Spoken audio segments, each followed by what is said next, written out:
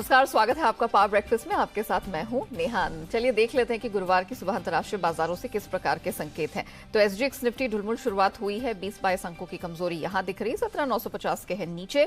डाउ Nasdaq futures में भी सुस्त और फ्लैट टू नेगेटिव ट्रेड ही हमने बनता हुआ देखा है। डाउ फ्यूचर्स इस समय 14 अंक नीचे कर रहा है कारोबार, लेकिन निकेई जापानीज मार्केट कल जितनी स्ट्रेंथ दिखी थी वो सारी गायब होती दिखी। 270 अंकों की कमजोरी फिलहाल यहां नजर आ रही है और बाकी मार्केट्स भी जो खुले हैं, एक स्ट्रेट टाइम्स को छोड़ दें, उसको छोड़ के बाकी जितने मार्केट्स खुले हैं वो आधे से 1% तक की कमजोरी लेकर ही खुले हैं। सिमिलरली हम अगर कमोडिटी स्पेस की बात करते हैं तो यहां पर भी एक छोटे दायरे का सुस्त ट्रेड ही देखने को मिल रहा है। ऊपरी स्तरों से अधिकतर कमोडिटीज में दबाव बना है।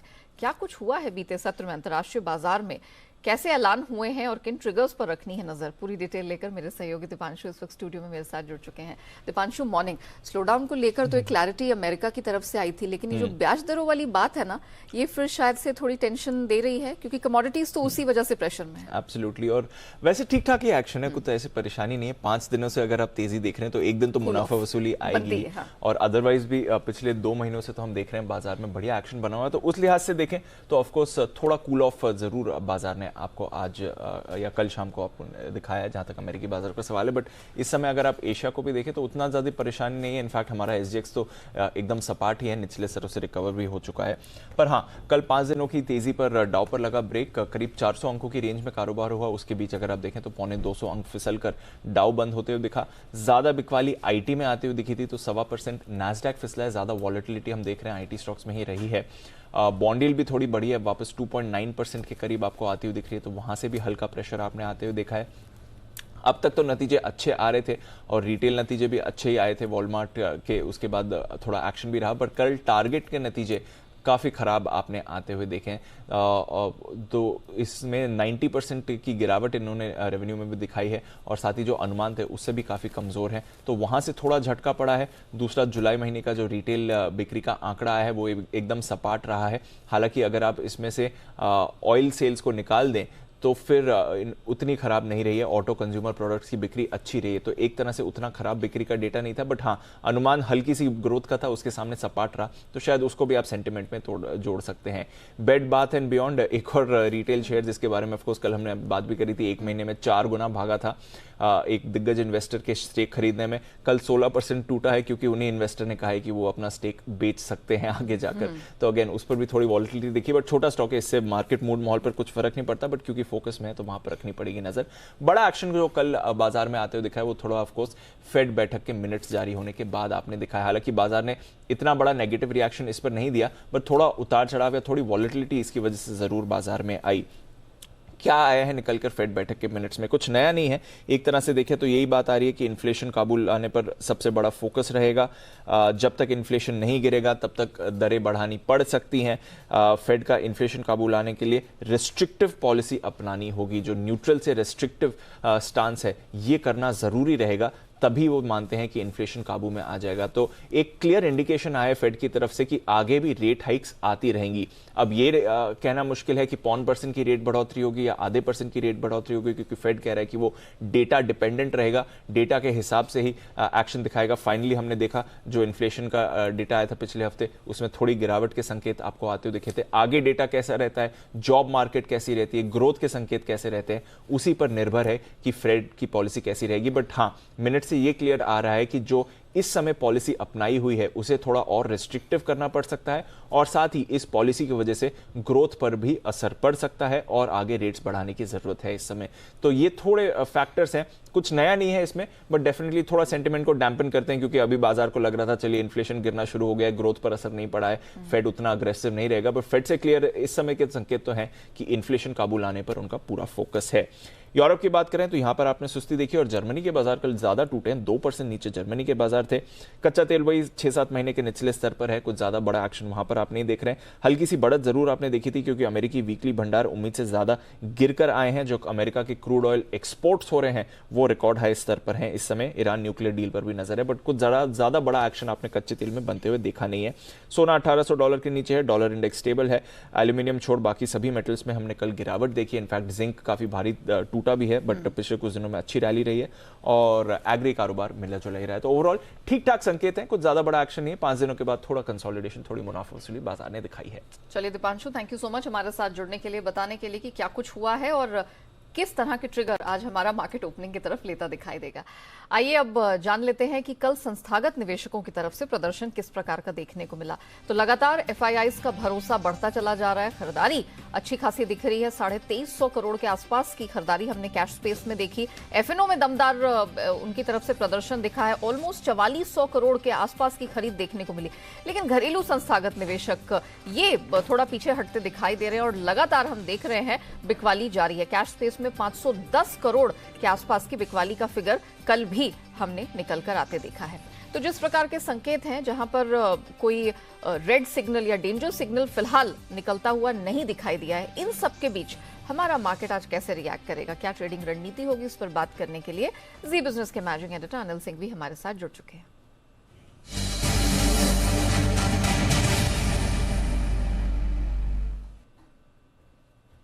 Sir good morning. कल हमारे मार्केट्स ने तगड़ा प्रदर्शन दिखाया है। सर आज क्या ट्रेडिंग रणनीति होगी निफ्टी बैंक निफ्टी के लेवल्स?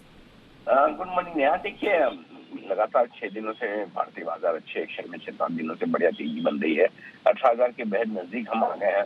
अब आज अमेरिका में थोड़े दिनों के बाद अब हल्की सुस्ती रही है और इस सुस्ती का अंदाजा थोड़ा बहुत हमें पहले था ही, क्योंकि भारतीय बाजारों के बंद होने के वक्त अमेरिका के फ्यूचर्स 100-125 पॉइंट नीचे डाउ पर ट्रेड कर रहे थे, 90 पॉइंट नीचे नैस्डैक पर थे। हल्की सी कमजोरी उससे ज्यादा हुई है और थोड़ा बहुत डाउ फ्यूचर सुस्ती का मुंह दिखा रहे हैं, तो इसका असर थोड़ा सा पड़ेगा। लेकिन सपोर्ट रेंज में आकर वहां से खरीदारी हो जाएगी। तो कमजोर शुरुआत होने के बाद या सुस्त शुरुआत होने के बाद निचले स्तरों पर आने दे बाजार को और वहां से आप एक्शन लें तेजी की तरफ का, खरीदारी का। और वो जो रेंज जहां पर आपको खरीदारी करनी है वो निकल कर आती है 17,775 से 17,850।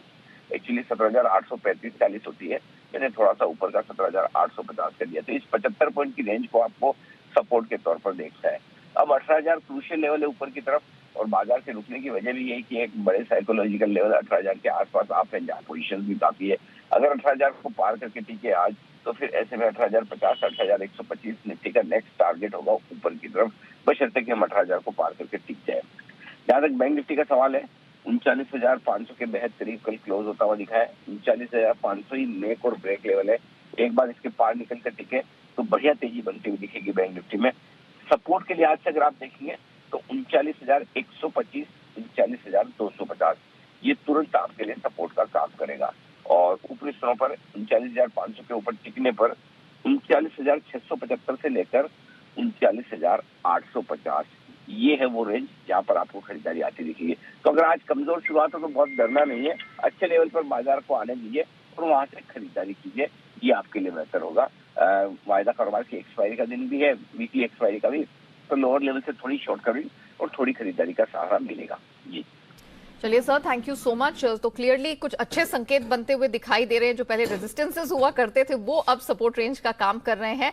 कोई भी डिप, कोई भी करेक्शन, सुस्ती आपके लिए खरीदारी का ही इंडिकेशन होगा। लेकिन याद रखिए वीकली एक्सपायरी का दिन है, तो आप उस पर भी, उस नोट पर भी अलर्ट जरूर रहिए। लेवल्स बता देती हूँ। निफ्टी पर सर ने 17,775 से 850 की सपोर्ट रेंज जताई है।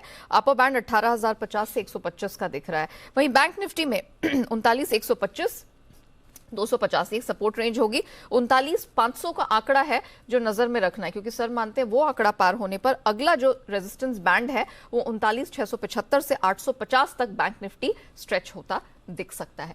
आइए आगे बढ़े और एक बड़ी एक्सक्लूसिव खबर का रुख करते हैं। दरअसल ये जो एक्सक्लूसिव खबर है वो SEZ से जुड़ी हुई है।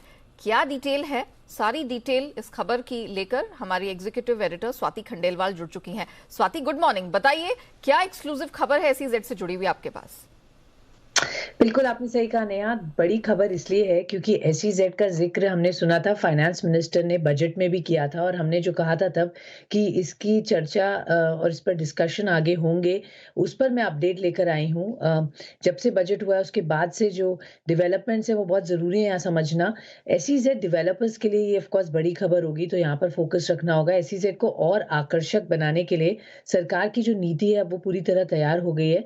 जो SEZ एक्ट 2005 है, आप जानते हैं इसको एक रिप्लेस किया जा रहा है एक नए लेजिस्लेशन से, जिसके बारे में हमें थोड़ा-सा पता था, बट हम आपको डिटेल लेकर आए हैं बताने के लिए। और टाइमलाइन्स बहुत ज़रूरी है यहाँ पर, कब ये नई पॉलिसी लागू होगी, ये जानना ज़रूरी है। तो मैं ये बता दूँ कि इस लेजिस्लेशन का पर्पस ये है कि स्टेट्स और अब पार्टनर्स बनेंगी और डेवलप होगा एंटरप्राइज़ और सर्विस हब्स।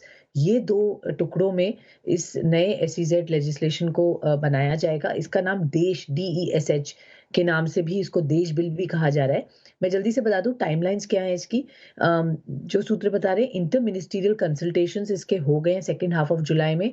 अगस्त में अब ये एंड ऑफ अगस्त तक फाइनेंस मिनिस्ट्री से अप्रूवल इसमें मिलने के लिए ये मिल जाएगा और फिर कैबिनेट अप्रूवल के लिए जाएगा और आफ्टर कैबिनेट अप्रूवल ये विंटर सेशन ऑफ पार्लियामेंट में पेश होगा। तो कुछ ही महीनों में ये एसईजेड बिल, जो कि बहुत बड़ा बिल है फॉर द बिग कंपनीज जो एसईजेड ओन करती हैं, उनके लिए एक ट्रांसफॉर्मेशन है, क्योंकि ये भारत की manufacturing capabilities, export capabilities, warehousing capabilities को जबरदस्त बढ़ावा देता है। इंफ्रा पुश की जो हम बात कर रहे हैं, इस पर सरकार अब बहुत ही सीरियसली इसको कंसिडर कर रही है। क्विकली मैं आपको इसके 2-3 इंपॉर्टेंट एलिमेंट्स और निटी-ग्रिटीज बता दूं।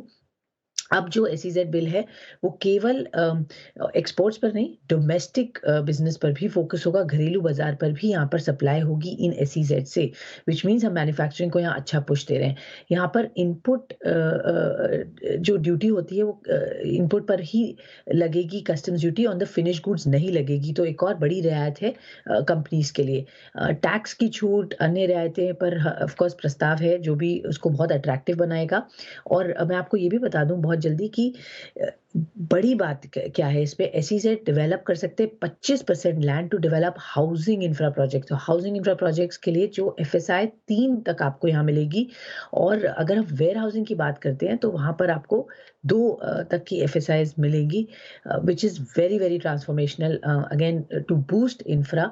तो पॉलिसी चेंज जो आ रही है वो एट पार है विद WTO FTA गाइडलाइंस। तो इस पर बहुत थॉट थ्रू प्रोसेस डिस्कशंस के बाद अब ये एकदम तैयार है, तो एसईजेड बिजनेस को एक बड़ा बूस्ट मिलेगा। बिल्कुल, SEZ business special economic zones, इस पर सरकार की पहले से ही बहुत बारीक नजर रही है। और एक बड़ी एक्सक्लूसिव खबर हमारी एग्जीक्यूटिव एडिटर स्वाति खंडेलवाल लाती हुई आपको क्विकली बता दें, RIIL, जैक और BF यूटिलिटीज, ये कुछ ऐसी चुनिंदा कंपनी है जिनको इसका भरपूर फायदा मिलता हुआ दिखाई देगा। स्वाति, बहुत शुक्रिया हमारे साथ जुड़ने के लिए और इस महत्वपूर्ण एक्सक्लूसिव खबर को दर्शकों के सामने रखने के लिए। तो ऑफकोर्स मार्केट उस पर आज किस प्रकार से रिएक्ट करता है इस पर तो आगे चर्चा भी होगी, लेकिन खबरों के दम पर और किन स्टॉक्स में, सेक्टर्स में एक्शन आज दिखने वाला है, इस पर बात करने के लिए मेरे सहयोगी अरमान मेरे साथ स्टूडियो में जुड़ चुके हैं। अरमान, बताइए मॉर्निंग आज के अहम ट्रिगर्स एंड खबरों के दम पर कहां एक्शन है? जी बिल्कुल, सबसे पहले SSGS टेक्नोलॉजीज जो है उनका IPO का आज लास्ट दिन है, आज वो IPO बंद हो जाएगा। दिल्ली हाई कोर्ट की उसमें हियरिंग है, जो बैन सर्विस चार्जेस जो रेस्टोरेंट्स पे, जो फूड बिल्स पे जो रेस्टोरेंट सर्विस चार्जेस लगा रहे थे, उस पर हियरिंग है। TCI एक्सप्रेस पर ध्यान रखिएगा, जिसमें आज से बायबैक शुरू होगा। काफ़ी सारे स्टॉक्स की एक्स डेट्स है डिविडेंड्स की, जिसमें Reliance Industries, ONGC, Apollo, Berger Paints, Canfin Homes, ICICI securities, ऐसी लंबी लिस्ट है जो एक्स डेट्स हैं। IPO अपडेट जो आज आखिरी दिन है जिसका, SSGS टेक्नोलॉजी टोटल जो सब्सक्रिप्शन मिला है उनको 2.27 टाइम्स मिलता हुआ दिखा है। सोना BLW प्रिसीशन ऑफ फोर्जिंग्स पर भी ध्यान रखिएगा, क्योंकि रिपोर्ट के मुताबिक ब्लैकस्टोन ब्लॉक डील के जरिए अपनी हिस्सेदारी बेचेंगे और ये जो कुल हिस्सेदारी है वो 4000 करोड़ में, और जो टोटल हिस्सेदारी का परसेंटेज है 13.6% स्टेक है जो ये बेचेंगे। BEML पर भी ध्यान रखिएगा, जो आज होने वाली बैठक प्रशासनिक कारणों से टल दी गई है, क्योंकि अब बोर्ड बैठक, अब ऐसा माना जा रहा है कि अब ये जो बोर्ड बैठक होने वाली है वो 24 अगस्त को होगी। इंडिया बुल्स हाउसिंग फाइनेंस पर भी ध्यान रखिएगा, क्योंकि 20 अगस्त को फंड जुटाने पर बोर्ड की बैठक है। ONGC जो वैश्विक पेट्रोलियम कंपनी एक्सॉन मोबिल के साथ उन्होंने जो करार किया है, और उसी के साथ पूर्व एवं पश्चिम भारत कोस्टम में डील वाटर जो एक्सप्लोरेशन है उसके लिए जो है ये करार किया गया है। नेटको फार्मा पर भी ध्यान रखिएगा, दवा की एक अर्जी जो US FDA की शुरुआती जो उनको मंजूरी है वो मिलती हुई दिखी है। टेलीकॉम स्टॉक्स पर ध्यान रखिएगा, जो ट्राई का जो डेटा आता हुआ दिखा था, तो कुल जैसे कि अगर आप देखेंगे तो 18.8 लाख जो मोबाइल के ग्राहक है वो जोड़े गए हैं, जिसमें वोडाफोन आइडिया ने 18 लाख गंवाए हैं, भारतीय एयरटेल ने लगभग 8 लाख जोड़े हैं, और रिलायंस जियो ने देखेंगे तो लगभग 42 लाख ग्राहक जो है जोड़ेंगे। और अंत में राइस स्टॉक्स पर भी ध्यान रखिएगा, क्योंकि जो EU सदस्य देशों में गैर बासमती चावलों के लिए निर्यात शर्त में कुछ बदलाव किया है। बदलाव ये है कि अब उनको एक्सपोर्ट इंस्पेक्शन काउंसिल है, उनका जो सर्टिफिकेट है वो अनिवार्यता हो चुकी है। चलिए, तो ये वो खबरें हैं जिन पर रहेगा हमारा फोकस और एक्शन में रहेंगे इससे जुड़े हुए स्टॉक्स सेक्टर। शुक्रिया अरमान वो डिटेल रखने के लिए। एक और महत्वपूर्ण और आपके काम की खबर का रुख करते हैं। आने वाले दिनों में ऑनलाइन पेमेंट करना सस्ता हो सकता है। जी हाँ, रिजर्व बैंक ने पेमेंट सिस्टम के चार्जेस पर एक डिस्कशन पेपर जारी किया है। क्या है डिटेल? पूरी डिटेल लेकर मेरे सहयोगी अनुराग शाह मेरे साथ जुड़ चुके हैं। अनुराग, गुड मॉर्निंग। जरा बताइए लोगों को फायदा कैसे होना है और आरबीआई की डिस्कशन पेपर में एग्जैक्टली है क्या? देखिए, रिजर्व बैंक के द्वारा पेमेंट सिस्टम के ऊपर डिस्कशन पेपर जारी किया है, क्योंकि ग्राहकों की काफ़ी शिकायत थी कि जो पेमेंट सिस्टम है उसमें पारदर्शिता नहीं है, ट्रांसपेरेंसी नहीं है। तो उसके बाद ये डिस्कशन पेपर जारी हुआ है और यहाँ पर सभी तरह के जो स्टेक होल्डर्स हैं, आम लोग भी जो है वो 3 अक्टूबर तक अपनी जो सुझाव है, फीडबैक है, वो आरबीआई में भेज सकते हैं। इसमें डिस्कशन पेपर में यही सवाल पूछे गए हैं कि जो तमाम तरह के पेमेंट्स होते हैं, चाहे IMPS, UPI, debit card, credit card, इनके पेमेंट्स में जो चार्जेस लगते हैं वो किस तरह के होने चाहिए। उदाहरण के तौर पे क्या ये पर ट्रांजैक्शन के ऊपर चार्जेस होने चाहिए या फिर वैल्यू बेस्ड जो है वो चार्जेस होने चाहिए। जैसे हम मूवी टिकट बुक करते हैं, जो कन्वीनियंस फीस लगती है, तो एक ट्रांजैक्शन में अगर 4 टिकट बुक हो रहे हैं तो हर ट्रांजैक्शन पे कन्वीनियंस फीस होनी चाहिए या फिर केवल एक ट्रांजैक्शन की ही कन्वीनियंस फीस होनी चाहिए। NEFT, IMPS जो किया जाता है तो वो क्या रेगुलेशन आरबीआई के द्वारा किया जाए या फिर वो मार्केट फोर्सेस ही उसको तय करे। MDR चार्जेस किस तरह से वसूले जाने चाहिए, क्या MDR चार्जेस जो है ग्राहकों से भी वसूले जाने चाहिए या फिर जो MDR चार्जेस है उसको कैसे रेगुलेट किया जाए। तो ये तमाम तरह की जो बातें हैं इस डिस्कशन पेपर में कही गई है और 3 अक्टूबर तक आम लोगों से सुझाव मांगे गए हैं और मकसद यही है कि डिजिटल ट्रांजैक्शन है जो UPI, IMPS, NEFT के जरिए होते हैं उनको किस तरह से रेशनलाइज किया जाए जिससे ग्राहकों की फायदा और सब तमाम स्टेक होल्डर्स है, ग्राहकों के अलावा जो इंटरमीडियरीज है उनको भी नुकसान नहीं हो और वो भी किस तरह से मार्केट में बने रहे। तो तमाम स्टेक होल्डर से 3 अक्टूबर तक सुझाव मांगे गए। चलिए अनुराग, बहुत शुक्रिया आपका इस महत्वपूर्ण खबर की पूरी डिटेल रखने के लिए। अब जानते हैं आज की ट्रेडिंग कॉल्स। चॉइस ब्रोकिंग से करेंगे शुरुआत। NIIT लिमिटेड में है खरीद की सलाह, स्टॉप लॉस 348 का, टारगेट 380 का। राठी सिक्योरिटीज वी-मार्ट में है खरीदारी की रिकमेंडेशन, 2920 का स्टॉप लॉस, 3110 के टारगेट के लिए। और एक्सिस बैंक की तरफ से 2 रिकमेंडेशंस है। वेदांता खरीदारी की सलाह है 266 के पास, 261 का रखें स्टॉप लॉस, टारगेट 275 का। वहीं जुबिलेंट फूड में भी है खरीदारी की सलाह, 595 का स्टॉप लॉस और टारगेट 625 का रखने की है सलाह। आइए जान लेते हैं कि बाजार के एक्सपर्ट्स आज आपके लिए स्टॉक मार्केट में क्या रणनीति खास लेकर आए हैं। सेंट्रम ब्रोकिंग के नीलेश जैन की रिकमेंडेशन है कि आप स्टॉक स्पेसिफिक एक्शन पर करें फोकस। रूट मोबाइल उनकी पहली पसंद है, खरीदारी की सलाह वहां से आ रही है। 1518 का स्टॉप लॉस लगाना है, 1580 तक का टारगेट वो रूट मोबाइल में बनता देख रहे हैं। और उनकी दूसरी पिक है ग्रैन्यूल्स इंडिया में, यहां पर भी आज खरीदारी की ही रिकमेंडेशन है। 323 का स्टॉप लॉस लगाना ना भूले, 335 तक का अपसाइड टारगेट दिखाई दे रहा है। ये तो बात हो गई इक्विटी मार्केट की, लेकिन कमोडिटी बाजार में जहां छोटे दायरे का ट्रेड है वहां आपको क्या रणनीति अपनानी है, उस पर बात करने के लिए पृथ्वी फिनमार्ट के डायरेक्टर मनोज कुमार जैन हमारे साथ जुड़ चुके हैं। Manoj ji, good morning. मनोज जी, पहले तो यही बता दीजिए, सोना चांदी दायरे में फंस गए हैं, क्या किया जाए? Good morning Neha ji. बिल्कुल, यहाँ पे फेड मीटिंग मिनट्स के चलते जो है हम सोने और चांदी की कीमतों में दबाव देख रहे थे, लेकिन यहाँ पे हम अगर देखें तो ओवरसोल्ड जोन में जो है सोना और चांदी आ चुके हैं। तो आज के सत्र में लोअर लेवल्स पर सोने में फिर एक बार सपोर्ट देखने को मिल सकते हैं। इंट्राडे में सोने में बाइंग की जा सकती है 51,500 के स्तर पर, 51,330 के स्टॉप लॉस से 51,800 तक के लक्ष्य यहाँ देखने को मिल सकते हैं। हालांकि बड़ी तेजी की गुंजाइश नहीं है, लेकिन एक बड़ी गिरावट के बाद एक यहाँ पे शॉर्ट कवरिंग देखने को मिल सकती है। कच्चे तेल में क्या व्यू बन रहा है, क्योंकि प्रेशर तो बरकरार है? कच्चे तेल में प्रेशर बरकरार है। जिस तरह से डॉलर इंडेक्स में मजबूती देखने को मिल रही है और चाइना को लेकर के चिंताएं हैं, यूएस के आर्थिक आंकड़े वो भी कमजोर आए हैं, तो यहाँ कच्चे तेल में सेल ऑन राइज की रणनीति रहेगी। 7,070 के स्तर पर बिकवाली करके चलना चाहिए।